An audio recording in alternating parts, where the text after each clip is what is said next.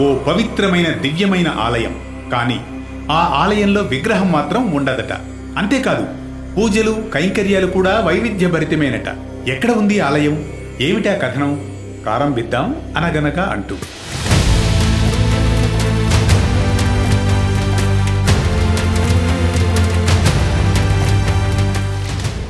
సాధారణంగా ఆలయం అంటే సహజంగా ఏర్పడిన ఆ పరమాత్ముడి మూల విరాట్ విగ్రహం ఏర్పడి ఉండగా ఆ రూపాన్ని నిత్యం పూజించడం సంప్రదాయం. లేదా ఆలయం నిర్మించి ఉన్నట్లయితే ప్రతినిత్యం సుప్రభాతం, అర్చనాది వివిధ కైంకర్యాలతో ఆలయం దివ్యంగా భక్తులను కటాక్షించడం అన్నది సహజం. మన ఆధునిక కవి శ్రీరంగం శ్రీనివాసరావు అనే శ్రీశ్రీ గారు రచనలకు సంబంధించి కవితల గురించి సాధారణంగా రాస్తూ కాదేదీ కవిత కనర్హం అనేవారు. అదే కోవలో కాదేదీ పూజ కనర్హం అన్నట్లుగా మన దేశంలో ఓ దేవాలయం ఉంది. ఆలయంలో పూజలందుకునే విగ్రహాల నుంచి వాటికి సమర్పించే నైవేద్యాల వరకు ప్రతిదీ ఎక్కడా కనీ విని ఎరుగని విధంగానే ఉంటుంది ఆ ఆలయం. ఆలయాలలో కూడా ఓ సరికొత్త వైవిధ్యభరితంగా ఉండే దేశభక్తికి ప్రతీకగా సాగుతుంది ఈ ఆలయం. నూతన ప్రదేశాలను దర్శించాలనుకునే కుతూహలం ఉన్నవారు వీటిని తప్పక దర్శించవచ్చని చెప్పవచ్చు.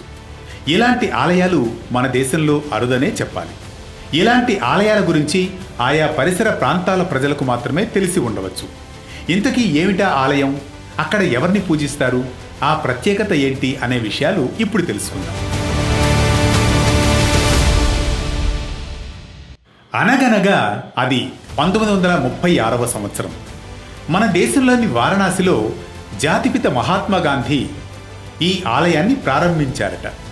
ఈ ఆలయం పేరు భరతమాత ఆలయం. అయినా ఈ దేవాలయంలో భరతమాత విగ్రహం ఉండకపోవడం ఓ విశేషమైతే, భరతమాత విగ్రహానికి బదులుగా మన వివిధ రాష్ట్రాల కలయికగా ఉన్న భారతదేశం మ్యాప్ చిత్రపటం ఉండడం ఓ ప్రత్యేకమైన అంశం. దేశభక్తిని ప్రేరేపించే విధంగానే ఈ ఆలయంలోని రోజువారీ కార్యక్రమాలు ఉంటాయట.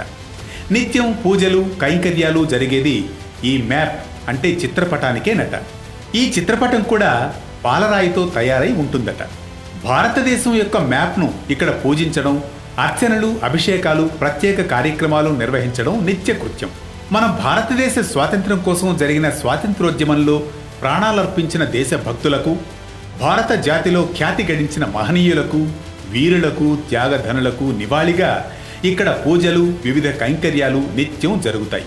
జాతీయ సమైక్యతకు, సమగ్రతకు చిహ్నమైన భరతమాత ఆలయాన్ని సందర్శించడం, భక్తిగా ప్రణమిల్లడం అన్నది ఇక్కడ నిత్యకృత్యం. సాధారణంగా దైవభక్తి, దేశభక్తి ఒకటేనంటారు.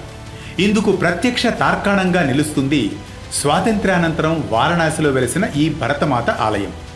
ఏది ఏమైనా ఈ ఆలయం ప్రజలలోని దేశభక్తిని మరింత పెంపొందిస్తుందనడంలో, సౌభ్రాతృత్వానికి నిదర్శనంగా నిలుస్తుందనడంలో, వివిధ రాష్ట్రాల మధ్య ఐకమత్యానికి ప్రతిబింబంగా కనిపిస్తుందనడంలో ఎటువంటి సందేహమూ లేదని చెప్పవచ్చంటారు చారిత్రక ఆధ్యాత్మికవేత్తలు.